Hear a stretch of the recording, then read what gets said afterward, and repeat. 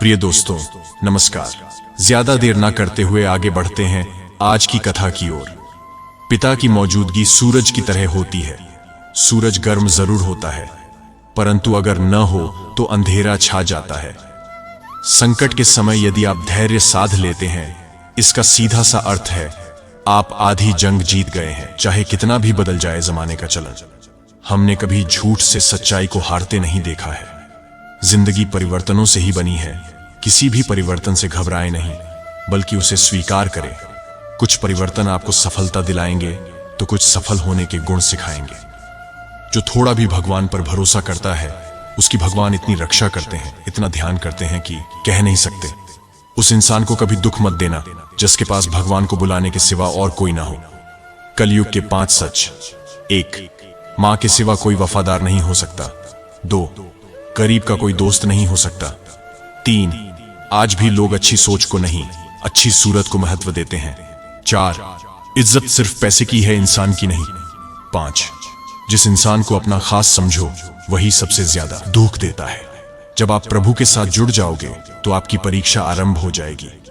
कुछ लोग इसे दुख समझते हैं तो कुछ लोग प्रभु की कृपा। किसी विपत्ति के समय आपको ये 7 गुण बचाएंगे। आपका ज्ञान या शिक्षा, आपकी विनम्रता, आपकी बुद्धि, आपके भीतर का साहस, आपके अच्छे कर्म, सच बोलने की आदत और ईश्वर में विश्वास। जैसे उबलते पानी में कभी परछाई नहीं दिखती, ठीक उसी प्रकार परेशान मन से समाधान भी नहीं दिखते। शांत होकर देखिए, सभी समस्याओं का हल मिल जाएगा। बहुत अधिक नियम और पाबंदियां मनुष्य की कार्य शक्ति को कुचल देती हैं। अगर आप सही हैं तो कुछ साबित करने की कोशिश मत करो, बस सही बने रहो। गवाही वक्त खुद देगा। झूठ किसी भी संबंध का अंत करने में अहम भूमिका निभाता है, क्योंकि सच आज नहीं तो कल सामने आ ही जाता है। ईश्वर हमारी विचारधारा को जानते हैं। वे तब तक हमारे सामने प्रकट नहीं होते जब तक हम अपनी अंतिम सांसारिक कामना भी उन्हें अर्पित नहीं कर देते। जब तक हम में से प्रत्येक यह नहीं कहता, हे परमपिता, मेरा मार्गदर्शन कीजिए और मुझे अपना लीजिए। एक पवित्र आत्मा यदि दूसरों के लिए शुभ कामना और शुभ भावना नहीं रखती तो उसका पवित्रता का बल दिनों दिन क्षीण होता जाएगा और उसे अतीन्द्रिय सुख का अनुभव नहीं होगा। गुरु वही श्रेष्ठ होता है जिसकी प्रेरणा से किसी का चरित्र बदल जाए, और मित्र वही श्रेष्ठ होता है जिसकी संगत से रंगत बदल जाए। ये जिंदगी तभी तक हल्की है जब तक आपके सारे बोझ माँ बाप उठाए हुए हैं। जो होने वाला है वो होकर ही रहता है, और जो नहीं होने वाला वह कभी नहीं होता। ऐसा निश्चय जिनकी बुद्धि में होता है, उन्हें चिंता कभी नहीं सताती। जीवन में ऊंचा उठने के लिए पंखों की जरूरत केवल पक्षियों को ही पड़ती है। मनुष्य तो जितना विनम्रता से झुकता है उतना ही ऊपर उठता है। जो कपट, दंभ और माया से परे है वो ही भगवान श्री राम के कृपा पात्र है, और जिन पर राम की कृपा है उन्हें कोई भी सांसारिक दुख छू तक नहीं सकता। परमात्मा जिस पर कृपा कर देते हैं उस पर तो सभी की कृपा अपने आप होने लगती है। कुछ भी प्रयत्न करने की आवश्यकता नहीं रहती। जिस व्यक्ति पर भगवान की कृपा हो जाती है वह इस संसार के सभी कष्टों से पार हो जाता है। मोह खत्म होते ही खोने का डर भी निकल जाता है, चाहे वो दौलत हो, वस्तु हो या प्रेम हो, फिर चाहे रिश्ता हो या जिंदगी। ईश्वर तब बहुत खुश होते हैं जब यह देखते हैं कि दुखों के बावजूद इंसान उस पर विश्वास रख रहा है। एक बार एक संत से एक भक्त ने पूछा कि हम ठाकुर जी के आगे भोग धरते हैं, लेकिन भोग कम नहीं होता। इसका मतलब ठाकुर जी हमारा भोग नहीं स्वीकार करते। तब संत ने कहा कि जिस तरह फूल में से सुगंध सुगम लेने से उसका वजन कम नहीं होता, ऐसे ही भगवान रसमय स्वरूप हैं। वो भोजन का दिव्य रस ग्रहण करते हैं, इसीलिए भोग कम नहीं होता। अब जब भी आप सब ठाकुर जी के आगे भोग रखे तो इसी विश्वास से रखे कि भोजन कम हो या ना हो, ठाकुर जी ने भोग रस रूप में ग्रहण कर लिया। पानी को कसकर पकड़ोगे तो वो हाथ से छूट जाएगा। उसे बहने दो, वो अपना रास्ता खुद बना लेगा। कभी कभी जब परिस्थितियां समझ में ना आए तो जो कुछ जीवन में घटित हो रहा है उसे शांत भाव व तटस्थ होकर बस देखना चाहिए। समय आने पर जीवन अपना मार्ग खुद बना लेगा। 100 काम छोड़कर भोजन करना चाहिए, 1000 काम छोड़कर स्नान करना चाहिए, लाख काम छोड़कर दान करना चाहिए और करोड़ काम छोड़कर भगवान का स्मरण करना चाहिए। कभी कभी जीवन में आगे बढ़ने के लिए उन चीजों और व्यक्तियों को भी त्यागना पड़ता है जो कभी तुम्हारी हृदय की गहराई में विलीन थे। भगवान से प्यार और इंसान से प्यार में क्या फर्क है? इंसान से प्यार करने पर वह हमारी कमजोरी बन जाता है और भगवान से प्यार करने पर वह हमारी ताकत बन जाता है। मंदोदरी रावण से कहती है, आप अपने काम और अहंकार को न संभाल पाए और वो आज आपको ले डूबा और आज आप पग पग पर हार रहे हैं। अर्थात जो व्यक्ति अपने झूठे घमंड और मन की प्रवृत्तियों के बस में रहता है, एक दिन उसका मन और उसका अहंकार उससे ले डूबता है। इसलिए मन को खुद पर हावी न होने दें। एक अंधेरी रात में 4 चोर चोरी करने की नीयत से किसी बड़े अमीर के घर में घुसे। वहां से बहुत धन मिला। वे उसे लेकर जंगल की ओर रवाना हो गए। उन्होंने सोचा कि पहले जंगल के एकांत में थोड़ा आराम करेंगे, फिर धन का बंटवारा करेंगे। चारों चोर आराम करने के बाद उठे तो सुबह हो गई थी। उन्हें बहुत भूख लगी थी। 2 चोर नजदीक के शहर में मिठाई लेने के लिए गए।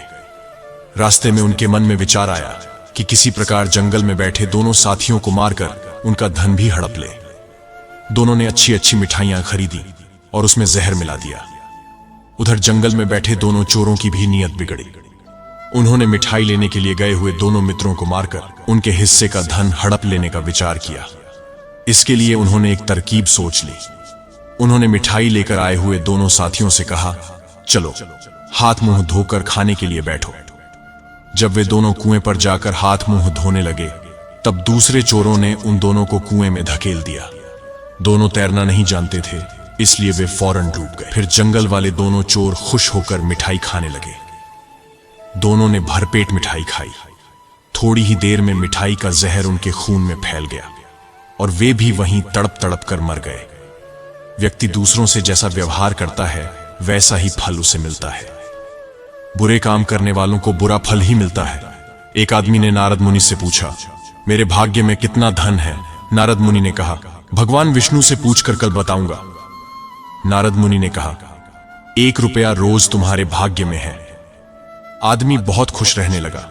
उसकी जरूरतें 1 रुपये में पूरी हो जाती थीं। एक दिन उसके मित्र ने कहा, मैं तुम्हारे सादगी जीवन और खुश देखकर बहुत प्रभावित हुआ हूं और अपनी बहन की शादी तुमसे करना चाहता हूं। फिर वो आदमी ने कहा कि मेरी कमाई 1 रुपया रोज की है, इसको ध्यान में रखना। इसी में से ही गुजर बसर करना पड़ेगा तुम्हारी बहन को।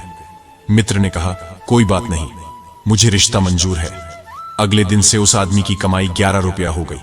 उसने नारद मुनि से पूछा कि हे मुनिवर, मेरे भाग्य में 1 रुपया लिखा है, फिर 11 रुपये क्यों मिल रहे हैं? नारद मुनि ने कहा, तुम्हारा किसी से रिश्ता या सगाई हुई है क्या? उसने जवाब दिया, हां हुई है। नारद जी ने जवाब दिया, तो यह तुमको 10 रुपये उसके भाग्य के मिल रहे हैं। इसको जोड़ना शुरू करो, तुम्हारे विवाह में काम आएंगे।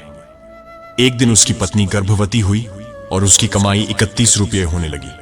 फिर उसने नारद मुनि से पूछा है, मुनिवर, मेरी और मेरी पत्नी के भाग्य के 11 रुपये मिल रहे थे, लेकिन अभी 31 रुपये क्यों मिल रहे हैं?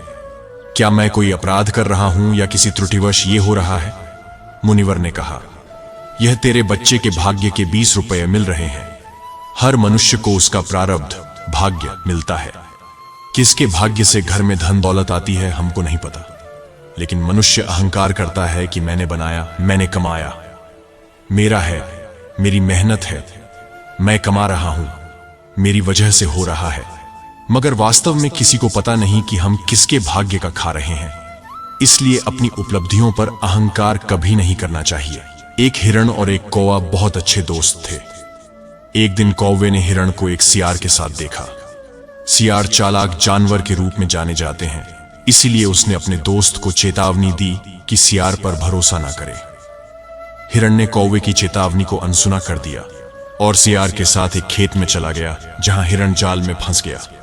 सियार ने उपहास किया, मैं किसान की बुलाने जा रहा हूं, वह तुम्हें मार डालेगा और मुझे तुम्हारे मांस का एक हिस्सा मिलेगा। हिरण रोया। कौवे ने अपने मित्र के रोने की आवाज सुनी और उसकी सहायता के लिए आया। उसने हिरण से यह नाटक करने के लिए कहा कि वह मर चुका है। सियार की आहट सुनते ही किसान आ गया। उसने देखा कि एक हिरण उसके जाल में मरा पड़ा है। हिरण को मरा समझकर उसे देखने के लिए जैसे ही किसान ने जाल खोला, हिरण उठकर भाग गया। गुस्साए किसान ने सियार को खूब मारा और उसे भगा दिया। इस कहानी से शिक्षा ये मिलती है कि झूठे दोस्त घोषित दुश्मन से भी बदतर होते हैं। एक सज्जन ने एकादशी का व्रत किया। द्वादशी के दिन किसी को भोजन कराकर पारण करना था, पर कोई मिला नहीं। वर्षा हो रही थी। ढूंढते ढूंढते आखिर एक बूढ़े साधु मिल गए।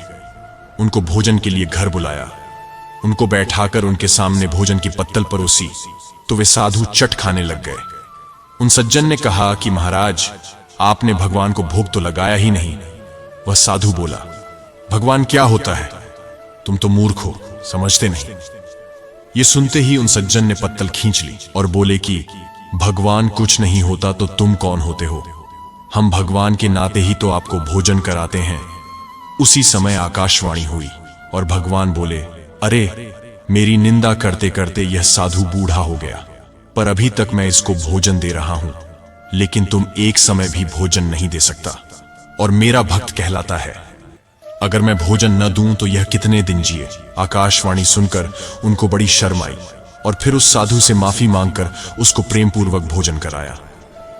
तुम्हारे मन में अगर किसी को भी दुख देने का जरा सा भी भाव है तो तुम अपने लिए बीज बो रहे हो, क्योंकि तुम्हारे मन में जो दुख देने का बीज है वह तुम्हारे ही मन की भूमि में गिरेगा, किसी दूसरे के मन की भूमि में नहीं गिर सकता। बीज तो तुम्हारे भीतर है, वृक्ष भी तुम्हारे भीतर ही होगा, फल भी तुम्ही को भोगना होगा।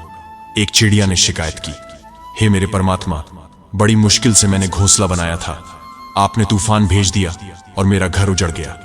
ऊपर से आवाज आई, तेरे घोंसले में सांप आया था, तुझे खाने के लिए इसलिए तूफान भेजा ताकि तुम जाग जाओ, वो उड़ सको और तुम्हारी जान सुरक्षित रहे। हमारी जिंदगी में कितनी मुसीबतें आती हैं, हमको पता भी नहीं होता कि हमारा परमात्मा हमें किस तरह परेशानी से बचाता है।